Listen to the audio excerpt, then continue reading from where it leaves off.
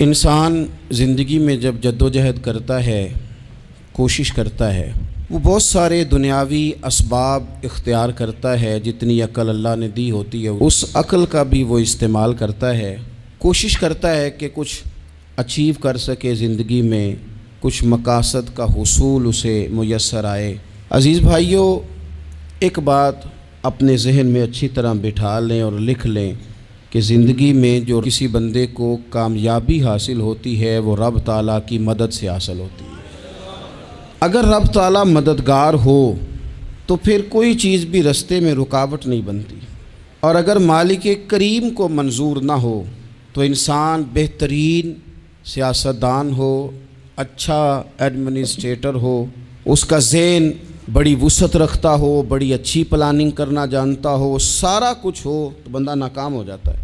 مسلمانوں کو جتنی کامیابیاں ملیں ان کا پس منظر صرف اتنا تھا کہ اللہ تبارک و تعالیٰ نے اپنے بندوں کی مدد فرمائی، اور اب تعالیٰ نے قرآن مجید میں اس حقیقت کا بیان کیا، فرمایا بل اللہ مولاکم، فرمایا بلکہ اللہ تمہارا مولا ہے، وَهُوَ خَيْرُ النَّاصِرِينَ، اور وہ بہترین مددگار ہے۔ وہ جو رب تمہارا مولا ہے وہ بہترین مددگار ہے، اور اگر وہ مدد کرے تمہاری، سورہ آل عمران میں آگے جا کے ارشاد فرمایا اگر اللہ مدد کرے تو پھر تم پر کوئی غالب نہیں آ سکتا، اور اگر وہ تمہاری مدد چھوڑ دے تو پھر کوئی تمہاری مدد کر سکتا، کوئی مدد نہیں کر سکتا۔ بدر کی جنگ بھی اور فتح مکہ بھی رمضان المبارک میں ہوا ہے۔ میں دونوں پر غور کر رہا تھا تو ایک نیا مضمون میرے ذہن میں آنے لگا۔ بدر کی جو جنگ ہے اس میں بھی ایک عجیب انقلاب آیا ہے کہ 313 نے 1000 سے مقابلہ کیا، اور جن 1000 سے مقابلہ کیا وہ اسلحے سے لیس تھے، اور یہ جو 313 ہیں ان کے پاس 6 زرہیں، 8 تلواریں، چند گھوڑے، لیکن اللہ نے کامیابی دی تو خود رب نے بیان کیا کس طرح دی، فرمایا وَلَقَدْ نَصَرَكُمُ اللَّهُ بِبَدْرٍ وَأَنْتُمْ أَذِلَّةٌ۔ وہ کامیابی اس طرح ملی ہے کہ رب نے تمہاری مدد کی تھی، تم تو کمزور تھے، اللہ نے بدر میں تمہاری مدد کی، تم جیت گئے۔ وَلَقَدْ نَصَرَكُمُ اللَّهُ بِبَدْرٍ وَأَنْتُمْ أَذِلَّةٌ، اللہ نے بدر میں تمہاری مدد کی، تم تو کمزور تھے۔ پھر فتح مکہ نصیب ہوئی تو اس میں بھی بہترین منصوبہ بندی نبی پاک علیہ السلام نے فرمائی، بہترین حکمت عملی حضور نے اپنائی، لیکن ہمیں جو اللہ رسول نے بات سمجھائی وہ کیا ہے؟ اذا جاء نصر اللہ والفتح، فرمایا جب اللہ کی مدد آئی اور فتح نصیب ہو گئی۔ یہ اللہ نے مدد فرمائی تمہاری، یہاں بھی فتح مکہ بھی اللہ کی مدد سے، جنگ بدر بھی اللہ کی مدد سے۔ وہ جو مدد ہے اللہ تعالیٰ کی، جب وہ ہم یہ کرتے ہیں کہ ہم اپنی ساری زندگی سیاست کی نظر کر دیں، ہماری سیاست صرف ملک میں نہیں ہوتی، ہماری سیاست خاندان میں بھی ہوتی ہے، ہم گھر کے اندر بھی سیاست کرتے ہیں، ہم کسی خاص طریقے سے لوگوں کو اپنے پیچھے چلانا چاہتے ہیں، ہم ایک خاص اسلوب اختیار کرتے ہیں کہ لوگ ہمارے پیچھے چلیں۔ اس کا نقصان ہمیں یہ ہوتا ہے کہ سیاست جو ہوتی ہے یہ شطرنج کے ہیر پھیر کی طرح ہوتی ہے، تو اس کے راز بڑی جلدی کھلنے لگ جاتے ہیں، پتہ چل جاتا ہے کہ بندہ مخلص نہیں تھا، سیاست کر رہا تھا، طریقے سلیقے سے اس نے جوڑ کے رکھا ہوا تھا۔ ہم ہر جگہ سیاست کے بل بوتے پر چیزوں کو لے کے چلنا چاہتے ہیں، سیاستیں ناکام ہو جاتی ہیں، سیانے لوگ فیل ہو جاتے ہیں، بچتا صرف وہی ہے جس کے پیچھے رب تعالیٰ کی مدد شامل حال ہوتی ہے۔ اپنی زندگی کے اندر ہم جو کچھ بھی کر رہے ہیں، جس شعبے سے بھی ہمارا تعلق ہے، آج ہم نے اس بات پہ غور کرنا ہے کہ پہلے تو یہ غور کر لیں کہ جو کام ہم کر رہے ہیں کیا وہ کام ایسا ہے کہ اس میں اللہ کی مدد ہمیں ملے گی؟ اگر آپ کوئی معاذ اللہ ناجائز کام کر رہے ہیں، فعل حرام کا ارتکاب کر رہے ہیں، تو اس میں تو مدد الہی آئے گی نہیں۔ پہلے تو یہ دیکھیں جو کر رہے ہیں وہ کام مدد الہی والا ہے، اور اگر اللہ تعالیٰ کی مدد والا وہ کام ہے پھر اس پر غور کریں کہ کیا ہم نے مالک سے مدد کا سوال کیا ہے، ہمیں مدد میسر آ رہی ہے۔ وہ میں نے بزرگوں سے ایک بات سنی تھی، وہ بڑی یاد رہ گئی۔ وہ فرمایا کرتے تھے قابلیت بھی بڑی چیز ہے لیکن قبولیت سب سے بڑی چیز ہے۔ قابل ہونا بھی بڑی بات ہے لیکن زیادہ بڑی بات یہ ہے کہ اس کی بارگاہ میں قبول بھی ہے کہ نہیں۔ اپنی زندگی میں اللہ کی مدد کی طرف بڑھیں، مالک کی مدد کا حصول اختیار کرنے کی کوشش کریں، اللہ کے ساتھ اپنے آپ کو جوڑیں۔ اگر اللہ کی مدد نصیب ہو، یہ جو ہم جتنا ڈرتے رہتے ہیں، سہمے رہتے ہیں، پریشان رہتے ہیں کوئی کیا کر دے گا، ہمارے ہاں نا ہر شعبے میں معاذ اللہ ایک مافیا ہے، الا ماشاء اللہ۔ وہ مافیا کہتا ہے میرے ساتھ ملو گے تو میں چلنے دوں گا، ورنہ میں نہیں چلنے دوں گا، مارکیٹ میں آ ہی نہیں سکتا فلانا بندہ، چونکہ یہاں ہمارا قبضہ ہے۔ اور میرے بھائی پھر بہت سارے لوگ جن کی نیتیں اور ارادے بڑے اچھے ہوتے ہیں شروع میں، وہ بھی اس مافیا کا شکار ہو جاتے ہیں اور ان کے رنگ میں رنگ جاتے ہیں۔ یاد رکھنا، کسی شخص کی بلیک میلنگ کا کبھی شکار نہ ہونا، کبھی کسی کی میٹھی اور مسجع مکفہ باتوں کا شکار نہ ہونا۔ کوئی کیا کر سکتا ہے اگر اللہ مددگار ہو تو؟ جس کو رب کریم اٹھانا چاہے اسے کوئی گرا سکتا ہے؟ ہم یہ ڈرے ڈرے سہمے پریشان فیصلہ کرنے کی طاقت نہیں، مجھے چلنا چاہیے کہ نہیں، اٹھنا چاہیے کہ نہیں، کرنا چاہیے، اٹھ باندھ کمر کیوں ڈرتا ہے؟ پھر دیکھ خدا کیا کرتا ہے۔ حضرت عبداللہ ابن عباس فرماتے ہیں میرے نبی پاک علیہ السلام نے میری تربیت فرمائی، حضور نے میری تربیت فرمائی، اور محبوب پاک علیہ السلام نے فرمایا عبداللہ یاد رکھنا، یہ نوجوان دوست میری بات لکھ لیں، پریشان لوگ میری بات لکھ لیں، جن کے پاس قوت فیصلہ نہیں وہ اس بات کو لکھ لیں۔ حضرت عبداللہ ابن عباس فرماتے ہیں میرے نبی پاک علیہ السلام نے مجھ سے فرمایا تھا عبداللہ سن، اگر ساری دنیا مل کے تیرا کوئی نفع کرنا چاہے کر نہیں سکتی جب تک میرے رب کی رضا نہ ہو، اور فرمایا ساری دنیا مل کے تیرا کچھ بگاڑنا چاہے تو عبداللہ بگاڑ نہیں سکتی جب تک رب کریم کی حکمت کا تقاضا نہ ہو۔ لوگوں سے ڈرنا، لوگوں کی طرف دیکھنا، ماحول دیکھ کے اپنے راہ کا تعین کرنا، ہر بندے کے خیالات کے مطابق ڈھلنے کی کوشش کرنا، فلانا نہ ناراض ہو جائے، فلانا نہ ناراض ہو جائے، وہ جس نے ہونا ہو جائے، بس رب رسول ناراض نہ ہو۔ اپنی زندگی میں اپنے مالک کو مولا جان کے، بل اللہ مولاکم، اللہ تمہارا مولا ہے، وَهُوَ خَيْرُ النَّاصِرِينَ، وہ بہترین مددگار ہے۔ توجہ جب بھی کریں رب کی جانب کریں، اپنے دل کا قبلہ درست رکھیں، سوچوں کے زاویے سیدھے رکھیں۔ میرے بھائی مالک جب بندوبست کر دے نا، جب مالک بندوبست کر دے پھر ایسا بندوبست کرتا ہے کہ لوگوں کے پاس نا چارہ نہیں رہتا۔ حضرت مریم رضی اللہ تعالی عنہا پاک باز تھیں، مسجد میں رہی تھیں، پر مالک کی حکمت کے تقاضے بڑے عجیب ہیں نا۔ پھر جناب مریم کو اللہ تعالیٰ نے بغیر شوہر کے اولاد عطا کر دی۔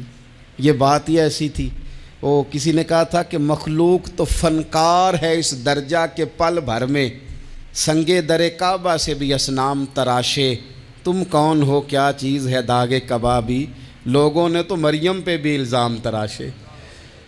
تو لوگوں نے کہا کدھر سے لے آئی بچہ، تیرا باپ تو ایسا نہیں تھا، کہاں سے لے آئی؟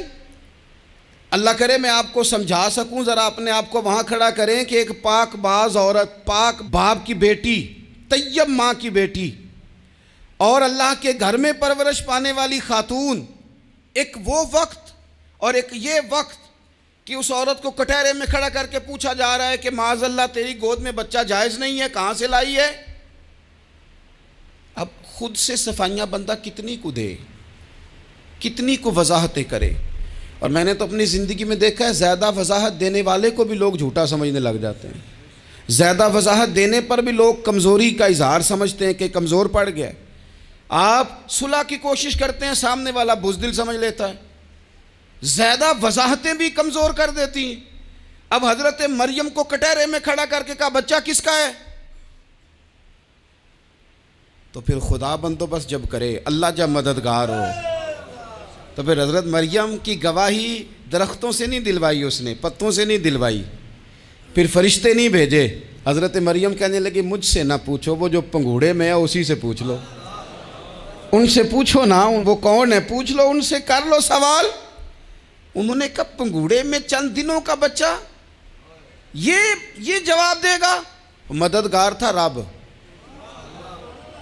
ان کی برات کا اعلان کرنا تھا مالک نے، اور جب مالک اعلان کر دے، جب مالک تیری صفائی دینا چاہے، جب مالک تجھے دنیا کے سامنے نکھارنا چاہے، تو پنگوڑے میں لیٹے حضرت عیسیٰ بول کے کہنے لگے انی عبداللہ آتانی الکتاب، فرمایا میں اللہ کا بندہ ہوں، رب نے مجھے کتاب عطا کر کے نبی بنا کے دنیا میں بھیجا ہے، میں اللہ کا بندہ ہوں، کتاب لے کے آیا ہوں، نبی بن کے آیا ہوں۔ پھر پنگوڑے سے اعلان ہو گیا، پھر بچہ بول پڑا، اور یہ ایک دفعہ نہیں بات ہوئی۔ یہ بنی اسرائیل میں ایک جریج نام کے شخص بھی تھے جو نماز پڑھ رہے تھے، بعض نے لکھا ہے نفل نماز تھی، اماں نے پکارا تو آئے نہیں، تو ماں کے منہ سے نکل گیا تو اتنی دیر تک مرے گا نہیں جب تک کسی بے حیا عورت کا منہ نہ دیکھ لے۔ تو وہ عبادت گزار تھے، لیکن لوگوں نے ان کی عبادت، ریاضت، پرہیزگاری کو نہیں دیکھا، بس ایک عورت کو بھیج کے الزام لگوا دیا۔ وہ عورت آیا جایا کرتی تھی، اب آ جاتی ہیں عورتیں، مسئلہ پوچھنے کی نیت سے بھی آ جاتی ہیں۔ ماحول میں کچھ جگہ ایسی بھی ہیں جہاں عورتیں دم کرانے کے بہانے آ جاتی ہیں۔ وہ خاتون آتی جاتی تھی اس خانقاہ پہ، آستانے پہ، یہ بخاری میں موجود ہے، پھر اس نے کہا میری گود میں جو بچہ ہے یہ انہی کا ہے۔ مجھے بتائیں کیسے بندہ وضاحت دے؟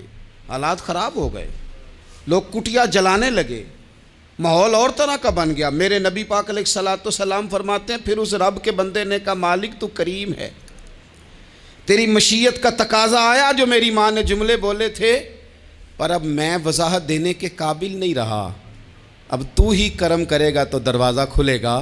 تو وہ چند دنوں کا بچہ پنگوڑے میں بول کے کہنے لگا میں اس درویش کا نہیں، میں تو فلانے چرواہے کا بچہ ہوں، وہ جو بکریاں چراتا ہے۔ رب کی مدد کو پکاریں، اپنے ساتھ اپنے مالک کی مدد کو شامل کریں، تھوڑے رزق پر بھی گزارا اچھا ہونے لگ جائے گا۔ سارے لوگ آپ کو گرانے کی تدبیریں کر رہے ہوں گے اور مالک آپ کو عزتیں عطا فرما دے گا، اس کی بارگاہ سے حکمت کا تقاضا اور ہو جائے گا۔ ہم نے ساری زندگی لوگوں کو راضی کرنے میں گزار دی، ساری زندگی بڑھاپا آ گیا بچوں کو پالتے، اور بچوں نے آخری عمر میں کہہ دیا ابا اگر کوئی ڈھب کا کام کر لیتے تو آج ہمارے دن بھی پھر نہ جاتے۔ ساری زندگی گزار دی بہن بھائیوں کو راضی کرنے میں، ساری زندگی گزار دی ذمہ داریاں اٹھانے میں، ان کو 99 دفعہ دیا، ایک دفعہ نہیں دیا تو انہوں نے کہہ دیا تو نے تو کبھی دیا ہی نہیں، تو تھا ہی نہیں۔ ساری زندگی محلے داروں، علاقے والوں کو راضی کرنے میں گزار دی۔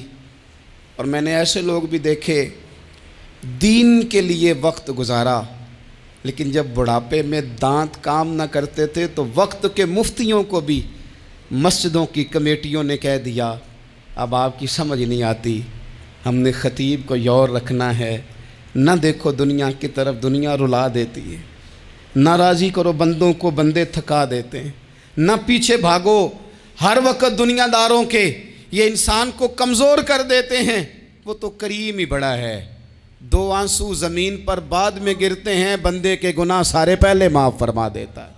اللہ کی مدد کا حصول، اپنے مالک کی مدد کی طرف بڑھنا، آپ کو بدر کی جنگ بھی یہی درس دے گی، آپ کو احد کا میدان بھی یہی سبق دے گا، فتح مکہ بھی یہی سبق دے گا۔ میرے دوستو جب رب مدد فرمائے، جب اللہ مددگار بنے، دوستوں سے ایک بات اکثر کرتا ہوں، میں کہتا ہوں کہ جتنے درد سے آپ امیر کو اپنی کہانی سناتے ہیں نا، اور جس طرح آپ کے آنسو بات کرنے سے پہلے گر جاتے ہیں کہ غریب ہیں، بچیاں ہیں، کاروبار نہیں، او میرے سنگیو، اس سے آدھے آنسو اپنے رب کی بارگاہ میں بکھیرو، اس کے حضور عرض گزار ہو جاؤ، اس سے طلب کرو۔ ایک وقت انسان پر زندگی میں ایسا آتا ہے کہ اسے یوں محسوس ہوتا ہے کہ میرا سایہ بھی ذرا سا پیچھے ہٹ گیا ہے، اسے یوں لگتا ہے کہ میں کسی سہارے پہ ہاتھ ڈالتا ہوں تو وہ بھاگ جاتا ہے مجھ سے، لیکن مالک کی بارگاہ ایسی عظیم بارگاہ ہے، رب رسول کے آستانے اتنے بڑے ہیں کہ آپ جب وہاں کشکول طلب دراز کرتے ہیں تو جھولی پھیلانے میں دیر لگتی ہے، ان کو بھرنے میں تو کوئی دیر نہیں لگتی۔ ہم نے اپنا سوچ کا قبلہ ہی دنیا کو بنا لیا ہے۔ یہ جو اللہ والوں کی مدد ہے یہ تو ہے اللہ ہی کی مدد ہے، لیکن یہ جو سیٹھوں کی طرف توجہ کرنا، نوابوں کی طرف توجہ کرنا، دنیا داروں کی طرف توجہ کرنا، اور اپنا مزاج اس طرح کا بنا لینا، یارو گردن کو جھکا دیتا ہے خیرات کا پتھر، جہاں میں مانگنے والوں کے سر کبھی اونچے نہیں ہوتے۔ اور اقبال کہتے ہیں غیرت ہے بڑی چیز جہان تگ و دو میں، پہناتی ہے یہ فقر کو تاج سردارا۔ میں عرض کروں گا کہ اپنی آپ جب توجہ کا قبلہ اللہ رسول کو بنائیں گے تو رب فرماتے ہیں وَيَرْزُقْهُ مِنْ حَيْثُ لَا يَحْتَسِبُ، میں نہ تجھے وہاں سے رزق دوں گا جہاں سے کبھی تیرا گمان بھی نہیں گیا ہوگا، یہاں سے بھی مل سکتا ہے، تو نے سوچا بھی نہیں ہوگا۔ بخاری شریف میں حدیث ہے، حضرت جابر ابن عبداللہ فرماتے ہیں نبی پاک صلی اللہ علیہ وسلم نے 300 لوگوں کا ایک لشکر روانہ کیا کسی مہم کے لیے، کسی جہاد کے لیے۔ حضرت ابو عبیدہ بن جراح رضی اللہ تعالیٰ عنہ امیر لشکر تھے۔ فرماتے ہیں غربت اتنی زیادہ تھی، بھوک اتنی زیادہ تھی کہ ایک ایک کھجور دن میں ایک وقت کھانے کو ملتی تھی، اور کچھ دن ایسے آئے کہ اب کھجور بھی نہیں مل رہی۔ فرماتے ہیں اتنی زیادہ بھوک لگی مجاہدین کو 300 بندہ پتے کھا کے گزارا ہونے لگ گیا۔ یہ بخاری میں موجود ہے۔ آپ فرماتے ہیں کہ دریا کے کنارے ہمارا پڑاؤ تھا، ٹھہراؤ تھا، جب بھوک سے نڈھال ہو گئے نا وَيَرْزُقْهُ مِنْ حَيْثُ لَا يَحْتَسِبُ، اللہ وہاں سے روزی دیتا ہے، گمان بھی نہیں ہوتا۔ فرماتے ہیں ایک مچھلی اللہ تعالیٰ نے دریا کے کنارے بھیجی، فرماتے ہیں وہ تھی تو مچھلی پر پہاڑ جتنی تھی۔ بخاری میں لفظ ہیں، حضرت جابر ابن عبداللہ رضی اللہ تعالیٰ عنہ فرماتے ہیں 300 آدمی 18 دن تک اس مچھلی کو کھاتے رہے، مچھلی ختم ہی نہیں ہوئی۔ مچھلیاں نہیں، مچھلی کہتے ہیں 18 دن 300 بندہ کھاتا رہا، مچھلی ختم ہی نہیں ہوئی۔ اور فرماتے ہیں کہ اس کی ہڈی نکال کے، کانٹا کہیں گے آپ اپنی زبان میں، کہتے ہیں وہ نکال کے نا تو اس کو کھڑا کیا نا جب، تو اونٹ کجاوے سمیت اس کے بیچ سے گزر جاتا تھا، 2 اس کے کانٹے جوڑے۔ فرماتے ہیں وہ اس کا گوشت ہم کھاتے تھے اور اس کی چربی بطور تیل کے ہم جسموں پہ ملتے تھے، بیماروں کو اس سے سکون آتا تھا، تندرستی شفا ہوتی تھی۔ فرماتے ہیں ہم کھایا بھی ہم نے، اور کچھ لے کے ہم مدینے بھی گئے، اور قربان جائیں نبی پاک نے بھی اس میں سے کھایا۔ ہم نے عرض کی حضور یہ معمہ کیا ہے، یہ ماجرا کیا ہے؟ تو محبوب نے فرمایا تمہارے پاس غذا نہیں تھی، رب نے تمہارے لیے بندوبست کیا ہے، اللہ نے تمہیں دیا ہے۔ مکان شروع کر لیا، ایک صاحب نے وہ مکان بنانے لگے، آپ وہ حساب لگا رہے ہیں، کہتے ہیں میرے پاس اتنے پیسے ہیں، اتنے میں نے فلانے دوست سے کہنا ہے اس نے دے دینے، اتنے فلانے رشتہ دار سے کہنا ہے اس نے دے دینے، اتنے فلانے سے کہنا ہے اس نے دے دینے۔ یہ ساری کاپی بنا کے مکان شروع کر لیا۔ جو روز کہتا تھا نا کوئی حکم ہو جاتے 10، سب سے پہلے اس کو کہا میاں پیسے چاہیے دین، وہ کہندا ہو کل ہی منڈا ٹوریا ہے، کدے تو پرسوں 10 داتے لب جانے سن۔ میں آپ کو اپنے تجربے کی بات بتا رہا ہوں۔ جن لوگوں کا خیال ہوتا ہے نا کہ آپ سٹارٹ کریں فلانا کام، ہم آپ کے ساتھ ہیں، اللہ کا ہی کوئی نظام ہے، وہ بالکل بھی نہیں ساتھ ہوتے۔ لیکن ایسا نہیں ہے کہ کوئی ساتھ نہیں ہوتا، اللہ تعالیٰ بڑے اسباب پیدا کرتا ہے، وہاں سے دیتا ہے جہاں سے گمان بھی۔ ہمارا یہ ذہن بن جاتا ہے ہم ساری اپنے حساب سے چلتے ہیں، اتنے رشتہ داروں سے، اتنے، کون آپ کے ساتھ چلے گا؟ سوال ہی نہیں پیدا ہوتا۔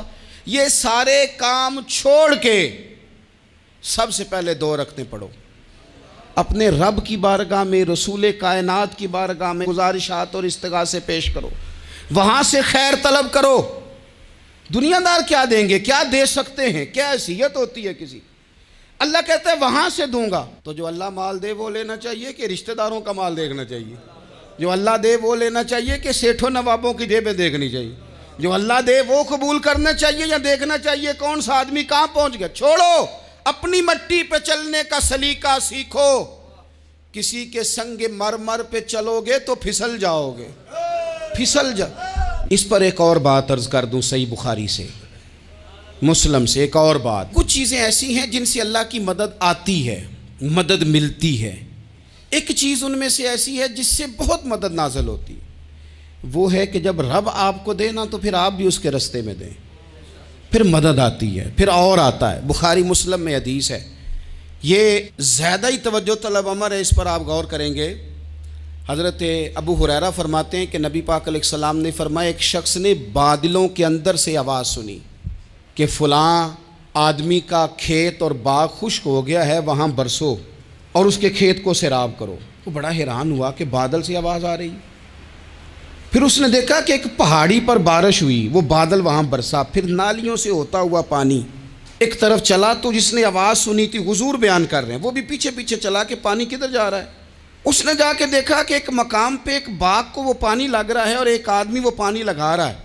اس نے اس سے پوچھا تیرا نام کیا ہے؟ اس نے کہا کیوں؟ کہنے لگا بتا نا۔ اس نے نام بتایا تو کہنے لگا یہی تو وہ نام ہے جو میں نے بادلوں کے اندر سے سنا ہے کہ فلاں کے کھیت کو پانی دے دو۔ اس نے کہا یار تو کیا عمل کرتا ہے کہ اسپیشل تیرے لیے بارش برسے؟ یہ بخاری پڑھ رہا ہوں، سیاستہ سے حدیث عرض کر رہا ہوں۔ اس سے پوچھا تو کیا کام کرتا ہے کہ جناب اللہ تبارک و تعالیٰ کا حکم کرم آیا کہ خاص تیرے لیے پانی برسے اور تیرے کھیت کو سیراب کرے؟ تو اس نے کہا چھوٹا ذمہ دار ہوں، پر جب فصل اگتی ہے تو 3 حصے کرتا ہوں، ایک حصہ اپنے بال بچوں پہ بہن بھائیوں پہ خرچ کرتا ہوں، ایک حصہ پورا، اور ایک حصہ دوبارہ کاشتکاری پہ لگاتا ہوں، اور تیسرا حصہ خالص میں نے مسکینوں، یتیموں اور غریبوں کے لیے رکھا ہوا ہے۔ وہ جو تیسرا حصہ اللہ کرے آپ سمجھیں، وہ رب کے بندوں پہ تیسرا حصہ خرچ کرتا ہے نا، تو کریم مالک نے فرمایا جہاں سے غریب کا حصہ جاتا ہے وہ کھیت خشک نہیں رہنا چاہیے، وہ جہاں سے مسکین روٹی کھاتے ہیں وہ خشک نہ رہے، جہاں سے یتیموں کو کچھ آتا ہے کہیں اس کی فصل رہ نہ جائے۔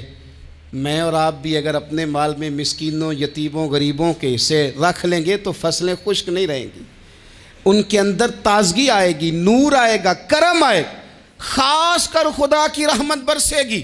مدد اللہ سے چاہیں، اپنی توجہات کا مرکز رب رسول کی ذات کو بنائیں، پھر آپ محسوس کریں گے کہ بڑی جلدی اللہ تعالیٰ کی مدد آنے لگی ہے۔ کبھی آپ صرف کہہ دیں نا میرا رب میرے ساتھ ہے، اس لفظ میں اتنی طاقت ہے کہ دشمن ویسے زہر ہو جاتا ہے۔ زندگی میں کسی سے بھی لڑائی ہو تو اچھی طرح سوچ لیں کہ اللہ اس طرف ہے یا اس طرف ہے۔ اگر آپ زیادتی پہ ہیں تو پھر رب مظلوم کی جانب ہے۔ اگر اللہ کی مدد آپ کے ساتھ ہے تو دنیا کی کوئی طاقت آپ کو گرا نہیں سکتی، اور اگر آپ مظلوم کے مقابلے میں ظالم بن کے آپ کھڑے ہو گئے ہیں اور آپ نے رویہ وہ اختیار کیا ہے کہ جس میں مدد نہیں آئے گی، تو پھر یاد رکھ لیں کہ آپ کوئی بھی ہیں، کہاں بھی ہیں، آپ کمزور ہیں۔ طاقتور تھے ابتدائے اسلام میں، ظاہری طاقت تھی کفار مکہ کے پاس، وہ ڈنڈوں سے مارتے تھے غریبوں کو، ان کے ہاتھوں میں ڈنڈے تھے، پر خدائی طاقت ان مظلوموں کے ساتھ تھی۔ صاحب زرقانی نے لکھا ہے حضرت زنیرہ رضی اللہ تعالیٰ عنہ ایک لونڈی ہیں، غریب ہیں، ماڑے دا کی کام محمد ناس جانا یا رونا، غریب سادی بی بی اور لونڈی کنیزہ، ایک مشرک کی کنیزہ تھی، انہوں نے کلمہ پڑھ لیا، وہ ڈنڈوں سے مارتا، دروں سے مارتا، تکلیف دیتا۔ حضرت زنیرہ رضی اللہ تعالیٰ عنہ کو اتنا مارا، اتنا مارا۔ اب آپ ایک اور پہلو پر بھی غور کریں، مار بھی پڑ رہی ہے پر خدا ادھر ہی ہے، اللہ کی مدد ادھر ہی ہے۔ رب کہتا ہے کہ پہلے تو صبر کرنا، ان اللہ مع الصابرین، تو صبر کرے گا تو پھر رب کی معیت ملے گی، ذرا ٹھہرنا، تو تھوڑا ڈٹنا۔ ان الذین قالوا ربنا اللہ ثم استقاموا تتنزل علیہم الملائکہ، تو کہے اللہ میرا رب ہے، پھر تو پہلے ڈٹ، پہلے تو نے ڈٹنا ہے۔ ثم استقاموا، جو ڈٹ گیا، تتنزل علیہم الملائکہ، ڈٹنے والے کے لیے مدد آتی، پہلے تھوڑا ٹھہرنا پڑتا ہے، پہلے تھوڑا صبر کرنا پڑتا ہے، حوصلہ کرنا پڑتا، اس کے بعد مدد آتی۔ مار پڑ رہی ہے، مارا جا رہا ہے حضرت زنیرہ کو، ان کا مالک جو ہے ظاہری آقا وہ مار رہا ہے، یہ کنیزہ ہے، اتنا مارا اتنا مارا، ان کی بینائی چلی گئی، نظر آنا بند ہو گیا۔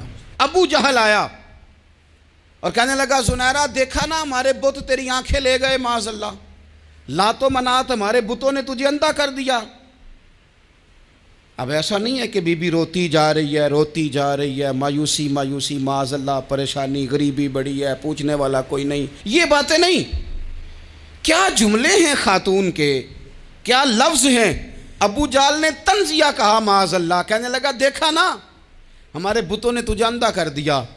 تو جناب زنیرہ آنکھوں کی بینائی گئی ہے، رات کو گئی ہے، دکھ ابھی تازہ ہے، لیکن اللہ پہ جو توکل ہے، اپنے مالک سے جو رشتہ ہے، وہ اتنا مضبوط ہے، اتنا طاقتور ہے، اس میں اتنی گہرائی ہے کہ حضرت زنیرہ بول کے نا اتنی قوت سے بولی، اتنی طاقت سے بولی کہ پورے کفر پر لرزہ طاری ہو گیا۔ فرمانے لگی تمہارے بتوں کی کیا اوقات ہے کہ وہ میری بینائی لے جائیں؟ یہ میری رب کی حکمت کا تقاضا ہے۔ جب تک اس نے چاہا زنیرہ دیکھتی رہی، اور جب اس نے چاہا زنیرہ کی آنکھوں کی بینائی چلی گئی، اور اگر وہ چاہے گا نا تو بینائی واپس بھی کر دے گا۔ اگر ہو ذوق یقین پیدا تو کٹ جاتی ہیں زنجیریں، اگر وہ چاہے گا تو بینائی آ بھی جائے گی۔ حضرت زنیرہ نے رات کو یہ لفظ کہے، ابو جہل اور سارے کفار ڈر کے سن کے چلے گئے، آپ اطمینان سے آ کے بستر پہ سوئی۔ جب سویرے اٹھی تو اللہ نے آنکھوں کی روشنی واپس کر دی تھی۔ آنکھوں کی اب چھڑی پکڑی ہے، بازاروں میں گھومتی ہے، کہتی ہیں بلاؤ کدھر ہے تمہارے نعت و منات، دیکھو میرے رب نے روشنی واپس کر دی۔ آ کر میرے ساتھ ادھر آ، ستمگر ہنر آزمائیں، تو تیر آزما ہم جگر آزمائیں۔ بیمار لوگوں یاد رکھو، کہہ دیا ڈاکٹر نے کہ تو بڑا بیمار ہے، تو بڑا کمزور ہے، یہ ہو گیا وہ ہو گیا، تو ڈاکٹر اپنے علم کے مطابق بات کر رہا ہے، ہوگا تو وہ جو میرا رب چاہے گا۔ کمزور ہو جانا، پریشان ہو جانا، تکلیف میں آ جانا، پتہ نہیں بات ہو گئی ہے تو جانے کیا ہو جائے گا۔ اپنی زندگی کے اندر اپنے رب سے رشتہ مضبوط کریں، رسول کائنات سے رشتہ مضبوط کریں، اللہ والوں سے رشتہ مضبوط کریں۔ حضرت زنیرہ نے پیغام دیا کہ زندگی میں جو جینا چاہتے ہیں تو وہ رب کا نام لے کے جی سکتے ہیں، جو اپنی زندگی میں خوشیاں دیکھنا چاہتے ہیں تو رسول اللہ کے نام پر خوشیاں دیکھی جا سکتی ہیں۔ توکل کی بنیاد پر بندہ خوشیاں لے سکتا ہے، اور اگر انسان میں توکل نہیں ہے تو پھر وہ اس کالے جادو سے بھی ڈر رہا ہے، وہ نیلے سے بھی ڈر رہا ہے، وہ پیلے سے بھی ڈر رہا ہے، وہ فلانے سے بھی ڈر رہا ہے، وہ میرے خلاف فلانا رشتہ دار سازش کر رہا ہے تو ڈر رہا ہے، فلانا میرے بارے میں یہ کر رہا ہے تو ڈر رہا ہے، وہ پتہ نہیں دنیا ادھر ہو جائے گی تو کیا ہو جائے گا، اٹھ باندھ کمر کیوں ڈرتا ہے، پھر دیکھ خدا کیا کرتا ہے۔ تو اس ساری گفتگو کا نچوڑ آپ کو یہ عرض کیا ہے، سب سے پہلے تو یہ کہ میدانوں میں مدد بھی اللہ کی، رزق میں مدد بھی اللہ کی، فصلیں خشک ہوں تو مدد پھر بھی اللہ کرے، تو پھر ساری مدد، اور اگر انسان بیمار ہو تو پھر بھی مدد اللہ کی۔ تو اپنے اللہ کی جانب توجہ کو بڑھائیں، آپ اللہ سے مدد کے سوالی بنیں۔ ترمذی کی ایک حدیث ہے، میں آپ کو زندگی کا تجربہ بتاتا ہوں کہ جب میں بڑا پریشان ہوتا ہوں تو یہ والی روایت کھول لیتا ہوں، مزہ دیتی ہے۔ میرے نبی پاک علیہ السلام نے فرمایا اپنے دکھ سیٹھوں نوابوں کو نہ کہنا، مالداروں کا نہ کہنا، ورنہ اللہ تمہیں کبھی غنی نہیں کرے گا۔ فرمایا اپنے دکھ اپنے رب کی بارگاہ میں عرض کرنا، جلدی کرے یا دیر سے کرے اللہ تمہیں لوگوں سے بے نیاز کر دے گا، اللہ تمہیں غنی کر دے گا۔ رات کو بیٹھو نا اس کی بارگاہ میں، اسے دکھڑے سناؤ، چھوٹی چھوٹی باتیں، حضور نے فرمایا نمک بھی مانگو تو رب سے مانگو، چھوٹی چھوٹی بات سے شروع کرو نا۔ جب بندہ شروع کرتا ہے نا چھوٹی چھوٹی چیزیں تو بڑی ساری چیزیں یہ اس طرح ہوتا ہے جیسے بندہ رب سے گفتگو کر رہا ہے، مالک مجھے یہ چاہیے، مالک میں یہاں کمزور ہوں، اللہ میں یہاں پریشان ہوں۔ آپ یہ کر کے تو دیکھیں، لمبی لمبی دعائیں مانگ کے تو دیکھیں، اس کے حضور جوڑ کے تو دیکھیں، آپ دیکھیں گے راحت کتنی ہے، سکون کتنا ہے۔